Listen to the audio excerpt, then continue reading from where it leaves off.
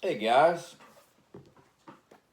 I just wanted to go into a little bit of concepts from this Human Aura book. I'll admit I kind of taken a break on it. I haven't read a whole lot of it. I've been reading other things. But I wanted to go into this idea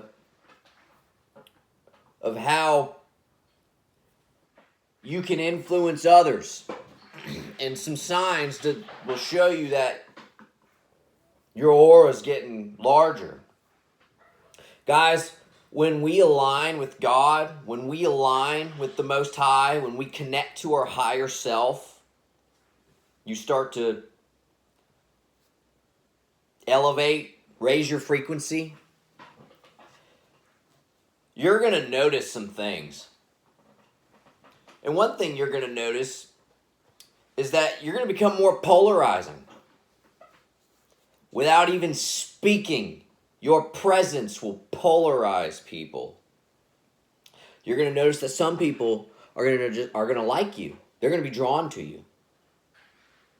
Your magnetism will increase. And those people that you magnetize, that you draw, hopefully they're good people. A lot of times they are good people. And a trick to a lot of this is your discernment should be leveling it up too as you get better. That way you could tell, because sometimes there are narcissists that pretend to be your fans, or they pretend to be people that like you. Those are more covert narcs. Anyway, but you're also going to notice another thing. You're going to notice that you're going to have jealous haters. And these are all things that I'm saying before you even open your mouth and speak. You're going to notice these things with just your mere presence. What is going on? Well, guys, you got a big aura. You got big A energy. And people sense it subconsciously.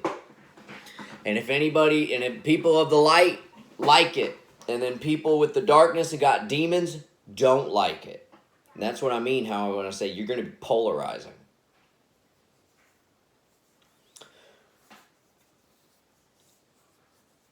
Well, what do you do when that happens?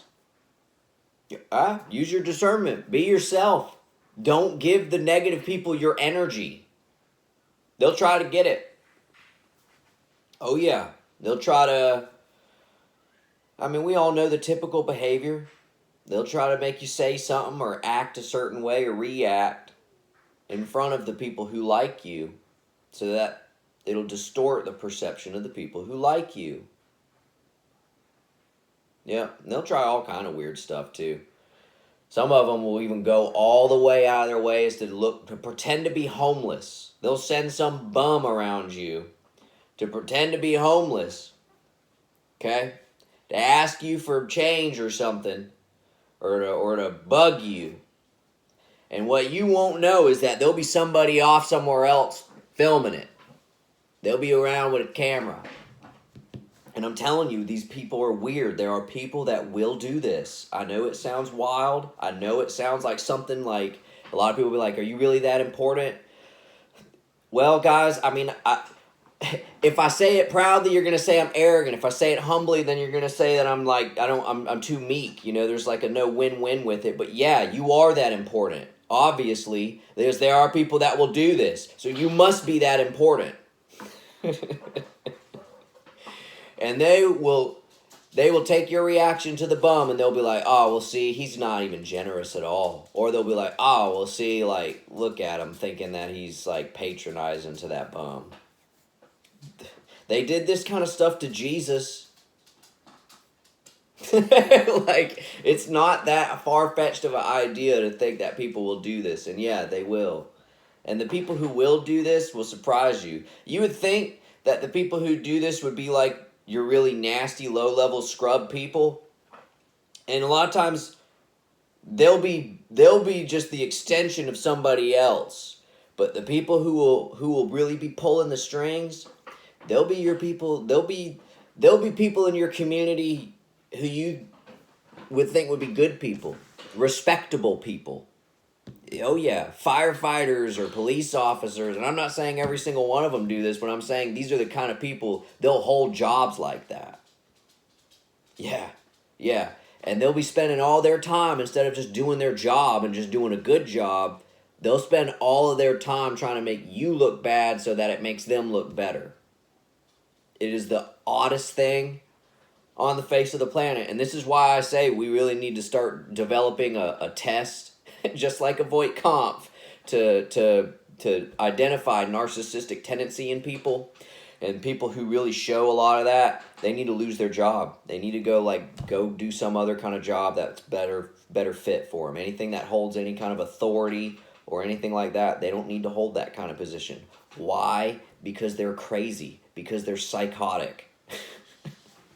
It's not, not trying to be mean. I'm not trying to be like elitist or anything, but we've got a lot of psychotic people that have gotten good jobs and good positions of authority that don't deserve it. They don't need to be there. Yeah. And I think people are waking up. People are waking up to this. They really are. This is why you're seeing a lot of this bad behavior, because they know. Oh yeah. Yeah, and I think a big part of it, a lot of people want to harp about how technology's bad, and there are things that technology has messed up. And I think, when we get to the golden age, we're going to embrace some of that good stuff of the past that the technology has diminished. But I will say one big thing that technology really has helped with is accountability. It really has. Guys, back in the day, before we had cameras on phones and social media, so many people got away with such wicked behavior. This is why we have so many people acting the way they do now. They are so used to being able to get away with it because their dads and their grandpas and their great-grandpas have been able to get away with this behavior for so long. Yeah. And so now God's blessed us with this wonderful thing of technology and social media. We have more accountability than we ever had. My wife told me a story one time about an abusive situation she was going through with a nasty stepdad. She said, the funny thing is a lot of that stuff changed, and he ended up bailing and leaving the family right around the time when phones got cameras on them. It was like, oh wow, what a coincidence there. Probably because that monster knew that it was just going to be a matter of time before they actually got some video evidence of him behaving this way. Yeah. Anyway, back to the whole big A energy. You got aura. Yeah, guys, as you grow in the light and you connect to your higher self, your aura is going to get larger, your sphere of influence. And like I said, you're not even going to have to speak. This is things that your presence alone is going to exude. And then people are either going to like it or they're going to hate it.